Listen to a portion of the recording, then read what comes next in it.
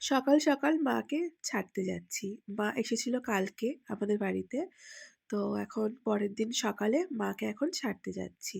তো এই যে মন্দিরটা দেখছো, এটা হচ্ছে রক্ষাকালী মায়ের মন্দির। তো আজকে মায়ের পুজো। তো যাওয়ার সময় ভাবলাম একটু মায়ের দর্শন করেই যাই। মাকে ছেড়ে দিয়ে তারপরে স্নান-টান করে এসে মায়ের পুজো তো দিয়েই যাবো। তো আজকে হচ্ছে একটা বিশেষ দিন। আজকে হচ্ছে মা এই পুরনো ঘর ছেড়ে নতুন ঘরে যাবে। মানে পুরনো মন্দির থেকে এই নতুন মন্দিরে প্রবেশ করবে। তো এই নতুন মন্দিরটা দেখতেই পাচ্ছ কত সুন্দরভাবে সাজানো হয়েছে মায়ের জন্য। কিন্তু মা না রাজিই নন এই নতুন মন্দিরে আসার জন্য। কেন মা সেই ৪০০ বা তারও বেশি বছরের পুরনো মা। তো সেখানে পুরনো বাড়িতেই মা রয়েছে। তো সকাল থেকে অনেক কিছুই তোড়জোড় চলছে, কিন্তু মা আর কিছুতেই নতুন মন্দিরে আসতে চাইছে না। অনেক পুজো, আচ্চা, হোমযজ্ঞ অনেক কিছুই মানে প্রস্তুতি চলছে। এবার দেখার বিষয় মা কখন যান। তো আমাদের পুজো দেওয়ার কথা, তো আমি এখানে ডালা নিয়ে বেরিয়েই পড়েছি। তো আমি একা যাচ্ছি না কিন্তু। তো আমার সাথে আরো সবাই যাচ্ছে। তো এখানে এক ডালার মধ্যেই ২ মায়েরই মানে পুজো দেওয়া হবে। তো কালী মায়ের পাশেই রয়েছে শীতলা মা। তো আমাদের যখনই পুজো হয় তখনই কালী মা, শীতলা মায়ের একসাথে পুজো হয়। আর সঙ্গে ছিল আমাদের ঠান্ডা উপোস। তো এই যে মন্দিরটা দেখছো, এখানেই হচ্ছে মা শীতলা থাকে। তো নতুন মন্দিরে মা প্রবেশ করবে। তো দেখো আমরা অনেকক্ষণ ওয়েট করেছি যে মা কখন এখানে আসবে। তো অনেক কিছুর পরে অনেক মানে বাধা পাড়িয়ে, তো মানে সবার চোখের জল চলে এসেছে। মা কি আসবে না নতুন মন্দিরে? অনেক কিছুর পরে মা অনুমতি দিয়েছে। আর মা নতুন মন্দিরে এসেওছে। তো মাকে দেখতেই পাচ্ছ। মা একদমই ছোট্ট, আর মা পুরোটাই সোনার। তো ছোট ফুলে আর শাড়িতে না পুরো ঢাকা। ওর জন্য তোমরা মাকে দেখাতে পারছি না। যতটা পেরেছি তোমাদের দেখানোর চেষ্টা করেছি। তো নতুন মন্দিরে মা চলে এসেছে, তো আমরা সবাই খুবই খুশি। তো পুজো দেওয়ার পরেই দেখছি এখানে মেলা বসেছে। তো পরের পুজোটায় মেলা বসে, তো দেখলাম এখানে অল্প করে ভালোই মেলা বসেছে। তো চারিদিকে দেখতেই পাচ্ছ ক্লিপ, হার এইসব। আর আমি এদিকে কেনাকাটি করতে করতে দেখো মা চলে এসেছে মিঠাই কিনে। তো বাড়ির একদম কাছেই পুজোটা হচ্ছিল। আর দেখো সন্ধে হয়ে আসছে, তো লাইটগুলো জ্বলছে, বেশ ভালো লাগছে।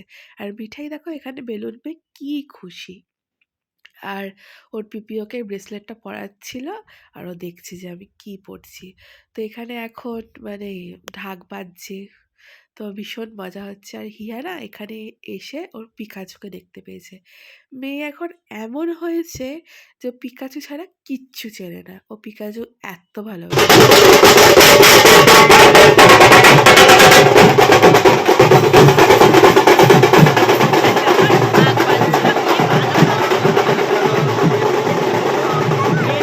কেনাকাটি করে তো বাড়িতে চলে এসেছি, কিন্তু তাও আমার মন ভরেনি। তো মা গেছিল, মা তো অনেক কিছুই আমায় কিনে দিয়েছে।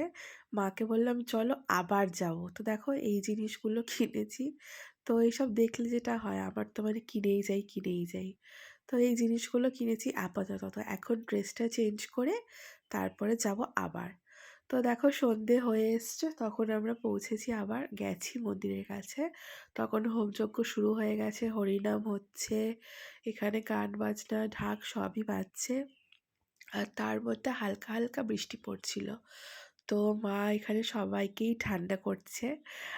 তো সকাল থেকে যা চলছিল, মানে সবাই ভাবছিল কি হবে কি হবে।